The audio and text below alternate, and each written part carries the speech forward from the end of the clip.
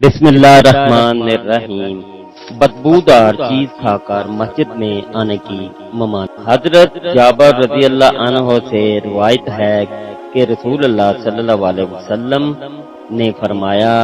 کہ جو شخص اس بدبودار درخت پیاز یا لہسن سے کھائے وہ ہماری مسجد میں نہ آئے، کیونکہ جس چیز سے آدمیوں کو تکلیف ہوتی ہے اس سے فرشتوں کو بھی تکلیف ہوتی ہے۔ تشریح: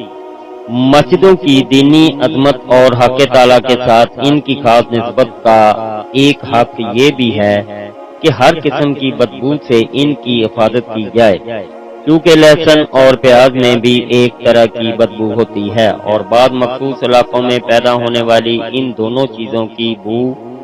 بہت ہی تیز اور سخت ناگوار ہوتی ہے، اور حضور صلی اللہ علیہ وسلم کے زمانے میں لوگ ان کو کچا بھی کھاتے تھے۔ اس لیے آپ صلی اللہ علیہ وسلم نے حکم دیا کہ ان کو کھا کر کوئی آدمی مسجد میں نہ آئے، اور اس کی وجہ بیان کرتے ہوئے آپ صلی اللہ علیہ وسلم نے فرمایا کہ جس چیز سے سلیم الطبع آدمیوں کو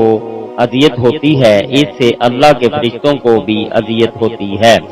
اور مسجدوں میں چونکہ فرشتوں کی آمد و رفت بڑی کثرت سے ہوتی ہے اور خاص کر نماز میں وہ بنی آدم کے ساتھ بڑی تعداد میں شریک رہتے ہیں، اس لیے ضروری ہے کہ بدبو جیسی کسی بھی چیز سے ان مقدس اور محترم مہمانوں کو ایذا نہ پہنچے۔ ایک دوسری حدیث میں صراحت کے ساتھ پیاز اور لہسن دونوں کا نام لے کر رسول اللہ صلی اللہ علیہ وسلم نے فرمایا کہ ان کو کھا کر کوئی ہماری مسجد میں نہ آیا کرے۔ اس حدیث میں یہ بھی ہے کہ اگر کسی کو یہ چیزیں کھانی ہی ہوں تو وہ پکا کر ان کی بدبو زائل کر لیا کریں۔ ان حدیثوں میں اگرچہ صرف پیاز اور لہسن کا ذکر آیا ہے، لیکن ظاہر ہے کہ ہر بدبودار چیز بلکہ ہر اس چیز کا جس سے سلیم الفطرت انسانوں کو اذیت پہنچے یہی حکم ہے۔